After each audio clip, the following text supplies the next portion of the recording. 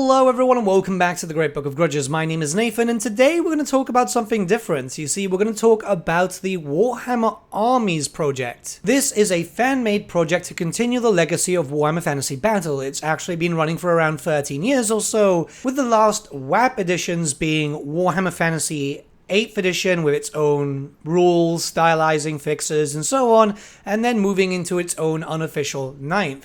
All of this has been completely unofficial, run by a rather dedicated fan in all honesty. And when I say dedicated, I mean very dedicated, because not only are all the old races from Warhammer Fantasy interpreted here, but they also were working on stuff like expansions, like the Cult of Ulrich, extra races like Nippon, Norska, which Norska never had an official army book. It was a dedicated fan supplement, as most of us were still reeling from the loss of Warhammer Fantasy as the end times happened and then moved towards Age of Sigmar. It's been fairly well updated over the years, and it's still going to get updated despite some stuff that I'm going to tell you now. And even then, they had a roadmap for stuff that they wanted to get sorted, like Kislev, Amazons, Estalia, the Kingdoms of Ind. It was not the first fan supplement as far as I know for Warhammer Fantasy, but it's definitely one of the best, as it did receive a lot of attention even from YouTube channels, Twitch streamers, people who just genuinely liked this and wanted something that was getting updated, because there's so many times that you can play 8th edition, considering that yes, even 8th edition Warhammer Fantasy proper had its issues. Yeah, there were a lot of issues. Now, a statement was put out by the lead developer from this project, and it's not all doom and gloom, don't you worry. Let's talk about it, let's read over it. There's a few things to discuss. So, quite a bit of sad news here. After over 13 years, I was finally contacted by Games Workshop, who request that I remove all Games Workshop art and text from the army books that infringes on their IP.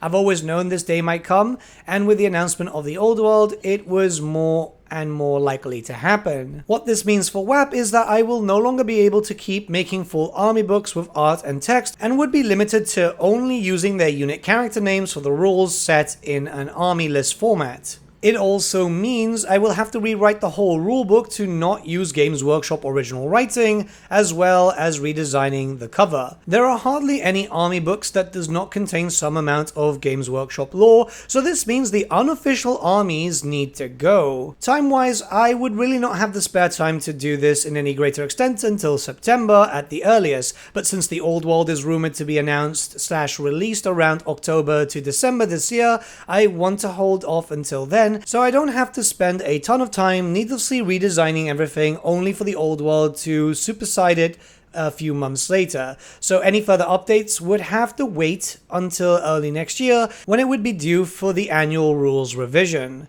I'll wait until Friday this week to remove all the book links from the blog, so you have all the time to download them until then. After that, it will be up to the community if they want to share them privately. Please do not PM me asking me for the links to the books. This does not necessarily mean the death of WAP, only that it will have to continue in a much more limited form in the future. It's been a good run at least. I hope it's brought much enjoyment out of it. To end on a positive note though, future rules updates will go a lot quicker in the new format, layout issues would be much less of a problem, and I'll get more time to paint. Okay, so we have to talk about a few things. So this was going to happen to basically anything that wasn't really an official Warhammer release. There are a bunch of unofficial Warhammer settings in terms of Warhammer Fantasy. Like I said, Warhammer Armies Project wasn't the only one, so I'm imagining that as the time progresses, a few of them are going to get these messages too. There's also an email from GW that we'll read, but let's talk about this first. Games Workshop have actually been aware of the existence of WAP and the other fan-made projects for quite some time now. This isn't actually a secret. We'll talk about that a little bit later on. The main thing is they haven't really cared because Warhammer Fantasy wasn't a thing.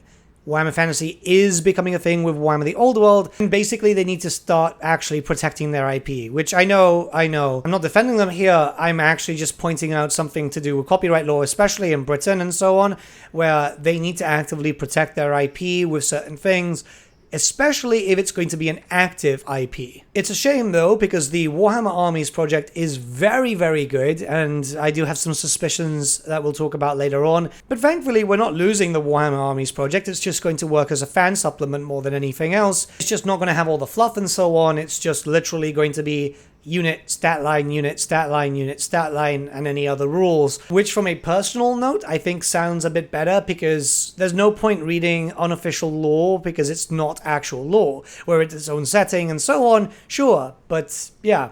And a lot of the lore in these unofficial army books was also copy-pasted and so on, as far as I've been able to see, so, well, in all honesty, we already know the lore. We can go to the Warhammer Wiki. We're going to be getting a lot of new lore anyway from army books, which will be available hopefully around the time that Old World releases. We don't know exactly what their plan is. So in all fairness, just getting stat lines from WAP is probably going to be a bit better. I think it just makes it easier for the dev team too. I mean, it's stated there it's going to be making their lives easier so then they can actually play the game more. Because if you're dealing with army books, you're dealing with designs and so on. Ultimately, this works better, I guess, because that means that more time, rather than being spent on graphics, could be spent on rules for the Warhammer Armies project. The devs also posted the email that was sent to them by Games Workshop. I'm not sure if anything else has been omitted, but let's read over it because it's pretty interesting. Good morning, we're getting in touch today because your Warhammer Armies series of documents has been reported to us for infringing Games Workshop's intellectual property rights. We appreciate how enthusiastic you are about the hobby, and so we will explain the issue further so that we can work together to better orient the document with our intellectual property guidelines with minimal disruption to your work.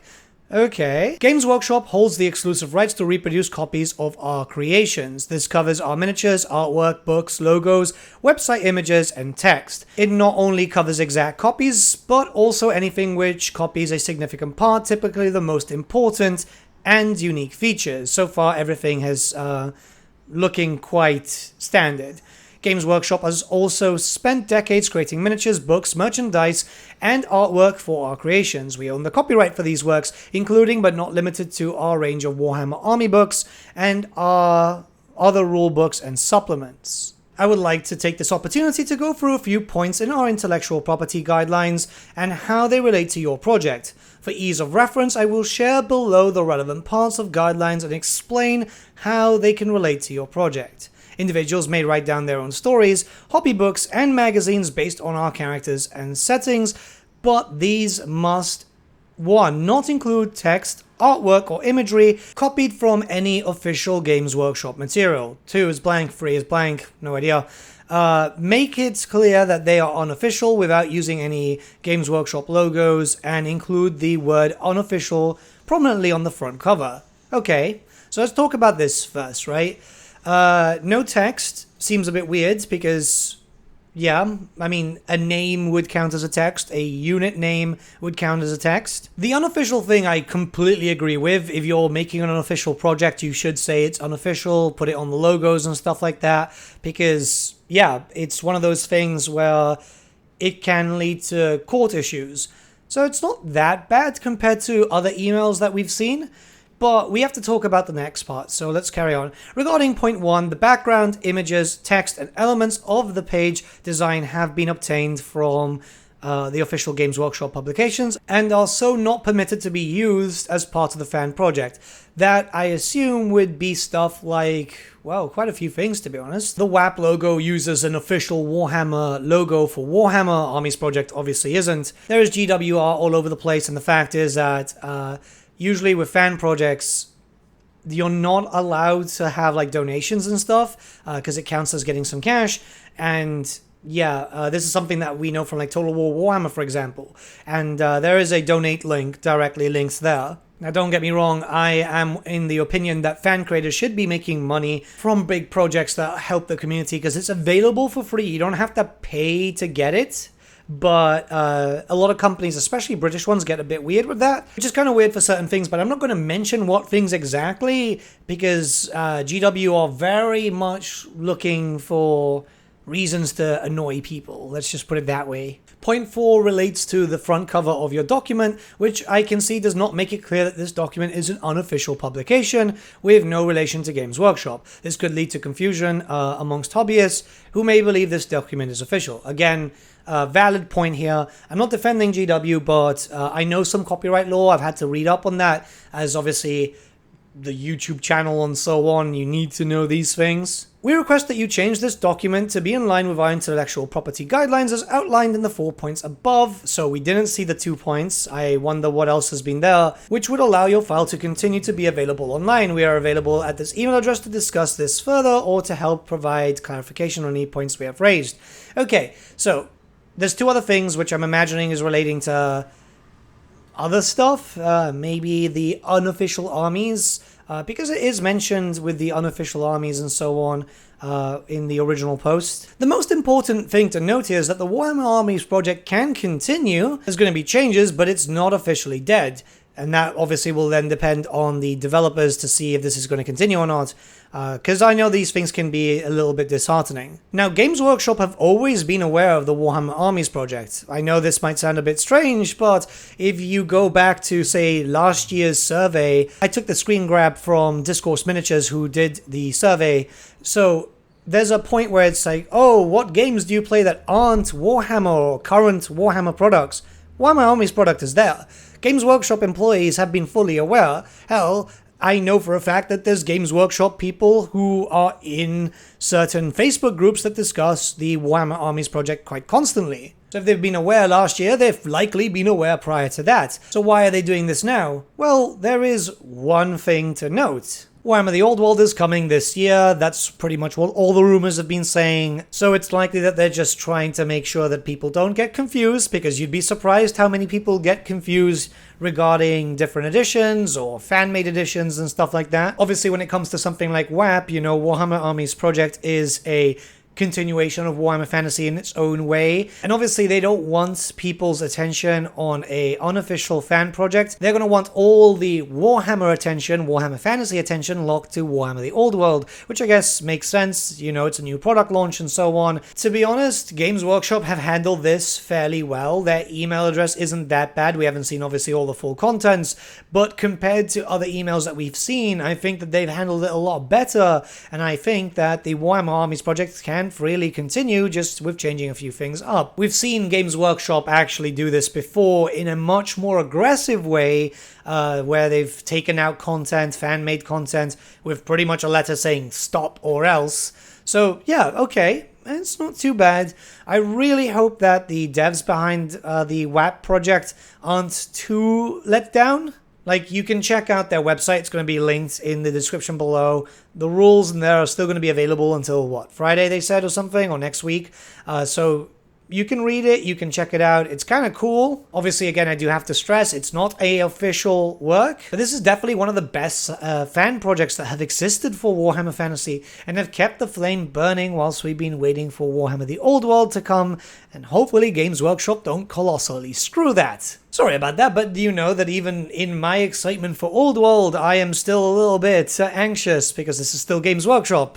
And we've already seen that certain balancing issues for 10th edition, which just recently dropped for Warhammer 40k, has led to quite a little bit of controversy. But yeah, I just wanted to report on this, because I know there's a lot of fans of the WAP series out there. I've spoken to a bunch of them. Let me know what you guys think in the comments below. Let's start a bit of a discussion. I feel like it's important that we throw our support to the WAP team and make sure to remind them that they are appreciated, and whatever direction they take regarding the future of this project, they will have the full support of the community. Have a good day, guys, and I'll see you all again very, very soon.